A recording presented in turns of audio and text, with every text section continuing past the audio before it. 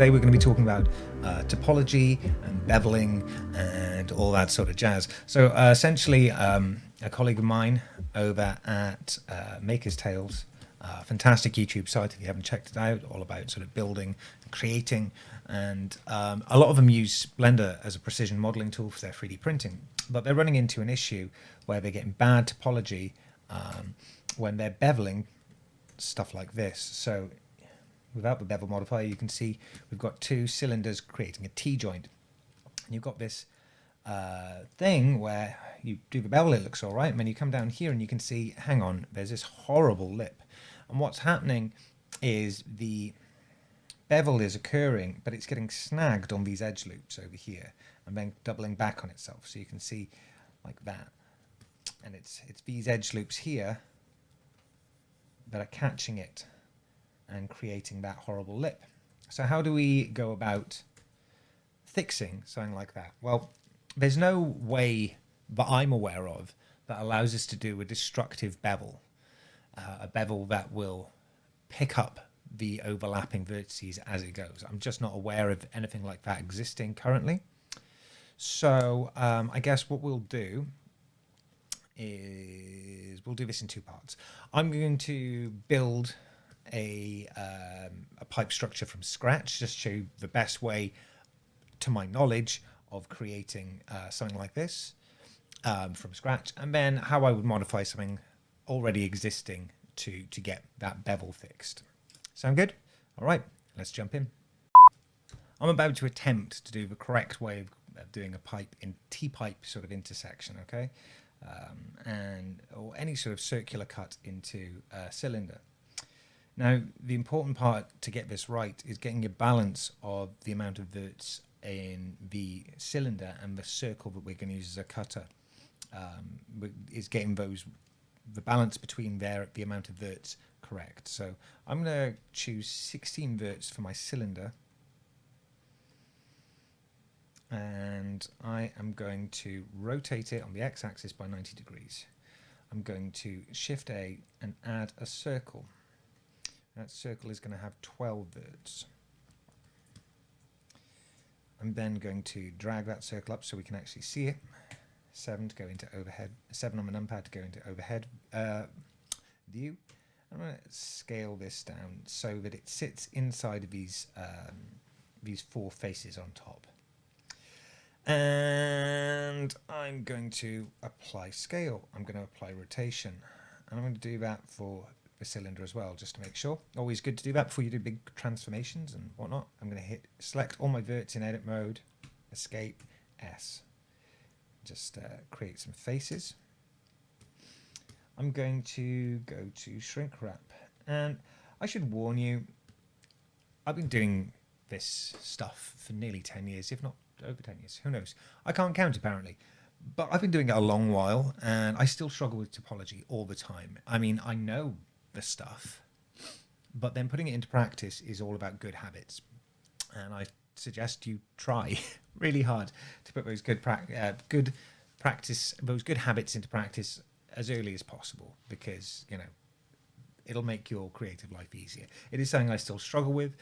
That said, you know, if I cock up a few things during the process of this, then hopefully we'll learn how to fix those issues as well.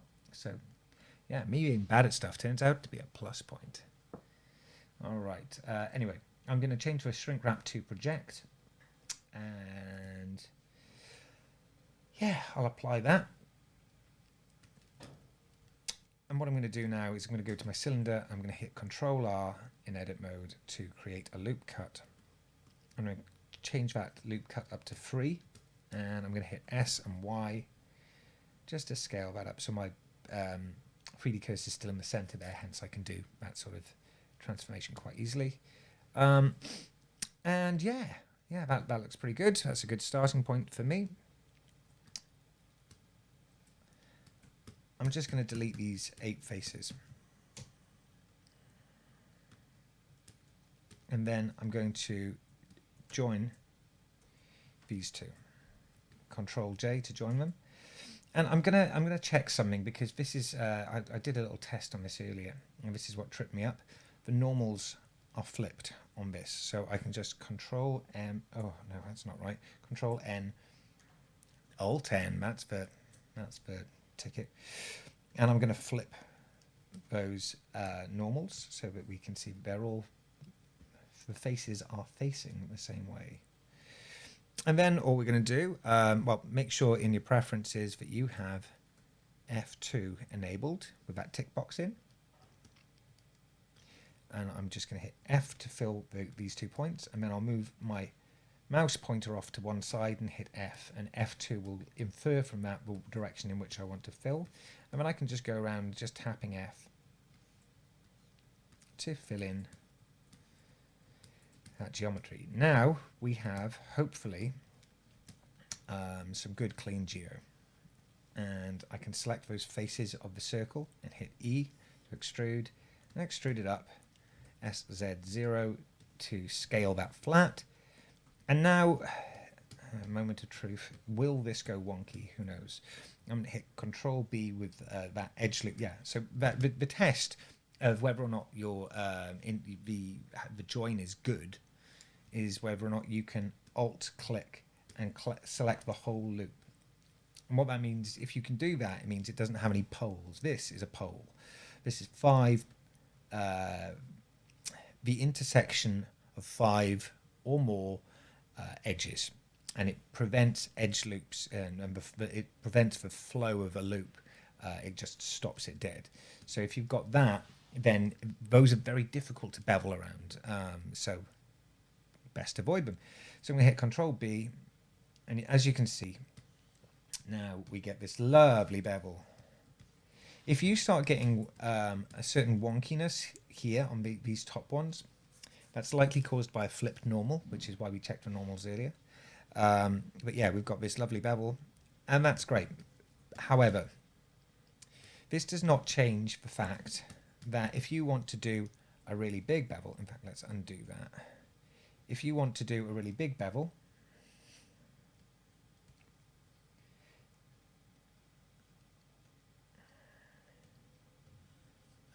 let me see if I can even remember how to do that. Need to set a vert group, sign, bear with me.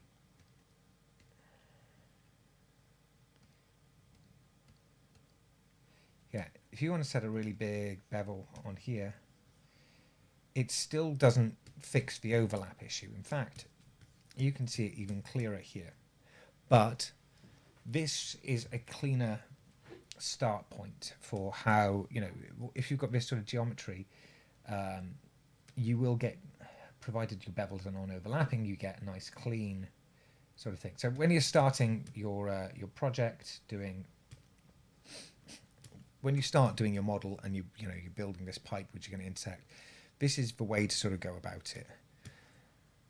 That said, the geometry which I've been given is somewhat different, so we're going to look at that next.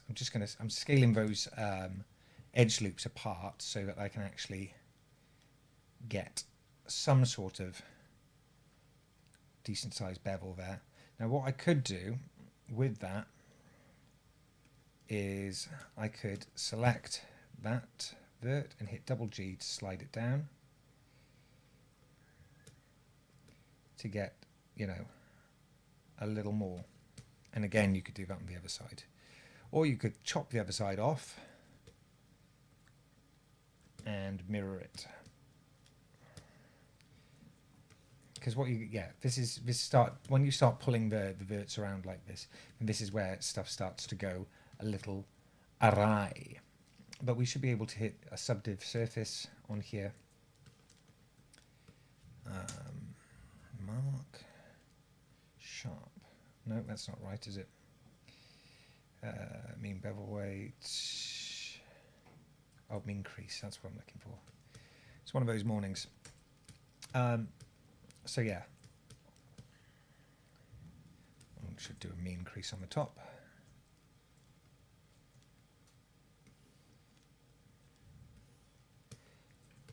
Mean crease isn't the only way of doing that, by the way. And then normals, auto smooth if we want it.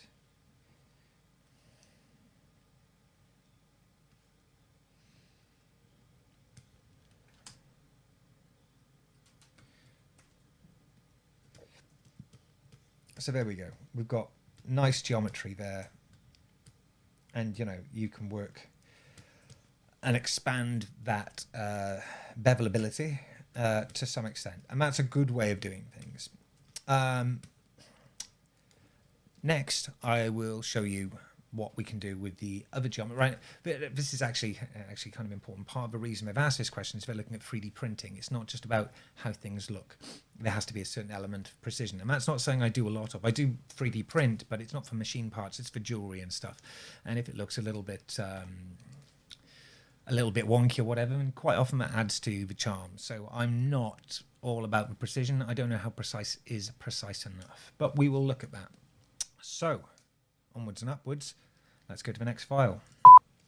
Okay, so we've looked at what correct, so somewhat speaking, correct topology looks like with bevel and bevel overlap occurring. So now let's go back to, now we've got our expectations of what can be done. Let's look at our original topology and how we can fix it. Right, so we don't need this. Here's our topology with our bevel. And I'm going to just rename this to OG. So we know that's the original. I'm going to hit Shift D to duplicate and hit Escape to prevent translation. I'm going to rename this to Retopo. Organization is important. I'm going to delete the bevel modifier from our Retopo, and then I'm going to hit slash key to go into isolated view. And then I'm going to go into edit mode. I'm going to select a face. I'm going to delete the face. I'm going to select these faces. This is not a tutorial on end caps and so on. I mean, that's a big topic all of its own. So I'm just going to delete them because the way they are could prove troublesome. I'm going to actually fill and hit I to an insert, just so that I know that the topology isn't going to fight me. Fill and hit I. I'm not saying that's the correct way to do it. I'm just saying that's going to allow me to concentrate on this. Anyway, selecting the this loop of faces, and that loop of faces for that matter, I'm just going to hit P selection. And that way I've separated the top section, Retopo top, rename, and the bottom section. And this is going to allow me to have a bit more control when I shrink wrap project these onto the OG geometry. So let's do that. Shrink wrap, OG. And the default settings, good enough. I'm going to go into edit mode. I'm actually going to click this though. This allows us to see the changes the modifier makes whilst we're in edit mode. Otherwise you get this. Yeah, but I want to see the actual wireframe as displaced by the modifier. And then I can hit Control R, click, and then change this to, I'm going to just change it to 8. You can do whatever you want. It's however much resolution you need to get this to feel right is what we're looking at. And I mean, I could go and do it on the other side, but I'm going to delete that side later anyway. Let's just do it. Just let's not cause myself any issues rather than debate it. We're going to select all, and if you hit Alt S, you get this sort of scaling along normals, which is really useful in this scenario, because when we've got shrink wrap on, we can hit Alt S and it will change the way the mesh, that the geometry is projecting onto the OG mesh. Yeah, so we can do that and sort of just choose a nice medium point where we're comfortable with what it's doing. Now, I can see there's some issues down here which are going to need correcting. In fact, I could just take this down a bit so it's not quite so extreme. And that seems pretty good to me. There we go. Stop fiddling with it, Chris. Right. And yeah, we'll turn on our top.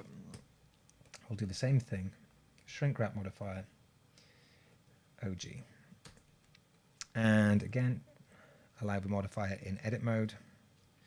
And I'm going to just pull these edge verts up until they're close enough to the Retopo mesh. So Retopo top, its edges are close to the edge of the Retopo bottom, I suppose, mesh.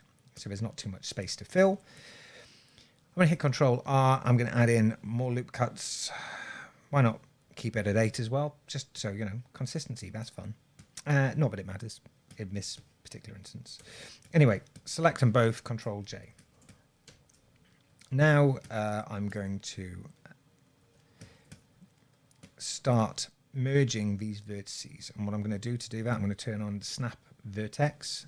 So snapping vertex, I'm going to go to here and turn on Auto Merge. And that will, anytime we snap two verts together, it will merge them into one vert rather than leaving them as two verts sitting on top of each other. Anyway, bearing in mind, because we have this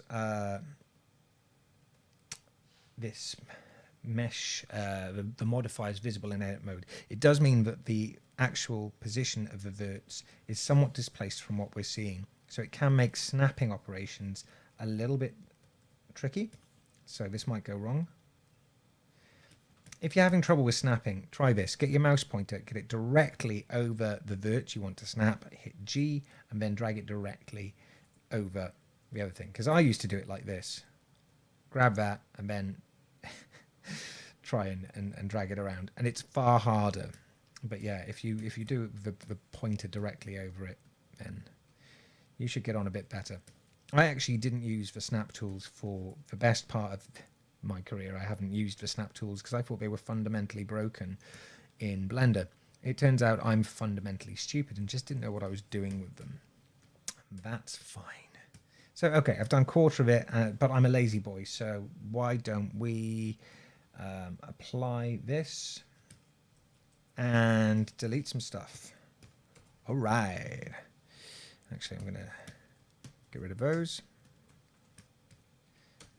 And I'm going to make sure X-ray is on. And I'm going to box select that half. X vertices. Swish around. Box select X vertices. And we're left with this, which is great because we can now mirror modify that on the X and the Z. And turn our merging up ever so slightly.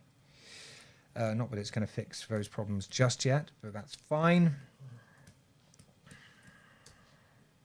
Turn clipping on as well.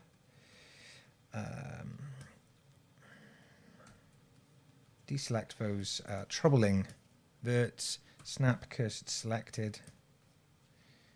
Reselect those verts. Scale X 0. Same along here. Whatever verts are causing you trouble, deselect them. Snap cursor selected. Reselect scale X. Ooh, scale Y 0. That should close up any... Oh, I've gone into weight paint mode. I don't know why there's weight paints on this. We're still getting something over here which is not quite right.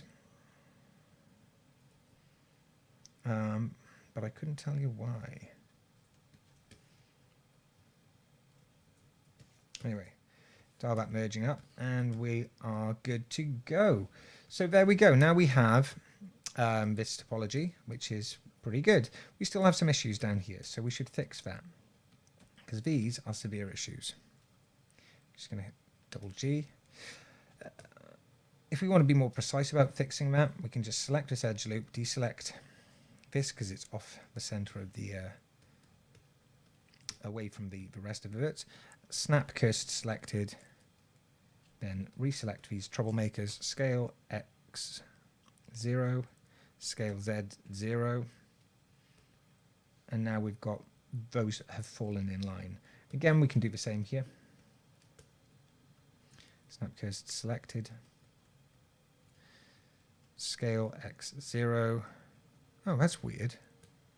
I shouldn't have displayed. Did I just do that twice? Right, I see what I did there. So apologies, we'll just undo a bit. I'm going to select these verts again, snap cursor to selected, and ensure that your pivot point is set to 3D cursor, otherwise it doesn't work properly. Scale X 0, no. Scale Z 0, there we go. Good, good, good, good, much better. Same again. Snap cursor to selected. Select the troublemakers. Scale X 0, scale Z 0. And then all you've got to do is, double G to slide these into a more reasonable position. But again, you shouldn't even need to do this, because this is really nitpicking. And if you're 3D printing, which is what I believe the guys over at Maker's Tales want to do, then this level of precision, I don't know if that's actually valuable to you or not, but you can do that. And that leaves us with this. We can add a subdivision surface just to test our actual quality of this. What am I doing? Mean crease. There we go. So there we go. We can see that it's pretty good. What we could also do is go back to shrinkwrap on here and shrinkwrap BOG again. What you'll want to be careful of is that reintroduces these problems.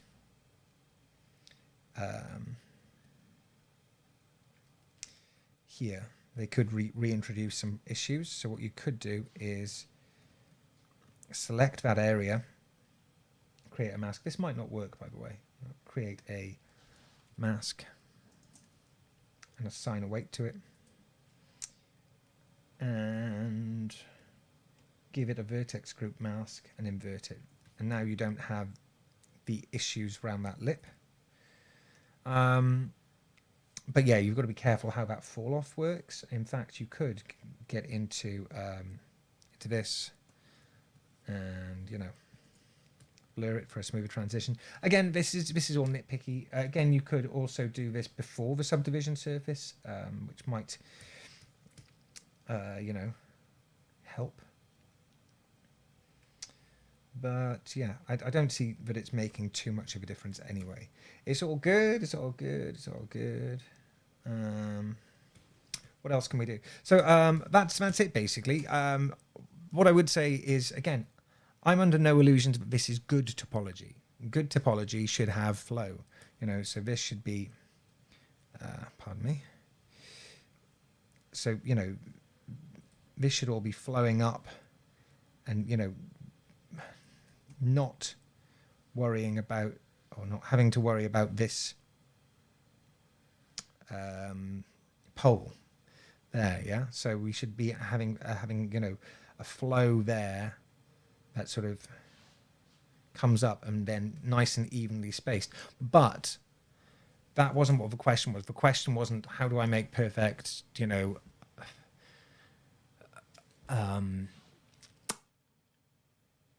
how do I make sort of that model perfect topology? It's how do I get this model, the bevel to sit together and all that. So you can go into that and correct that topology, but I don't think they're going to be animating this. So do they need to do that? Probably not.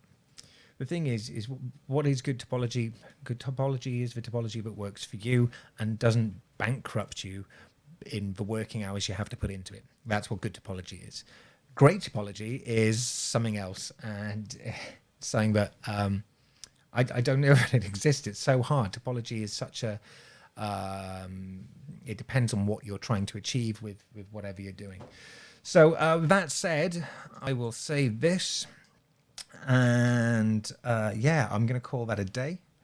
I hope, I really hope that helps. But I've got a sneaky feeling that I'm going to be getting an email and going, yeah, that's not what we meant when we asked that question. And then I'll cry, because this has taken me so many takes because of various things where I've went in, I've changed something, I went, oh, I said the wrong thing or whatever. So this has been way too many takes for what should be quite a simple issue. But I guess I didn't want to mislead people or lead them to think that this is perfect topology, or that this is the only way to do it. This is how I would do it, because, well, I don't know a better way, and I would love to hear one. If you know a way to sort of have a destructive bevel that sort of picks up all those overlaps and considers all that, that would be magic. Do let us know. But in the meantime, this is how you go about fixing it. And if you don't talk whilst you do it, you could probably do it in about 5 minutes. So there we go. I hope this has helped.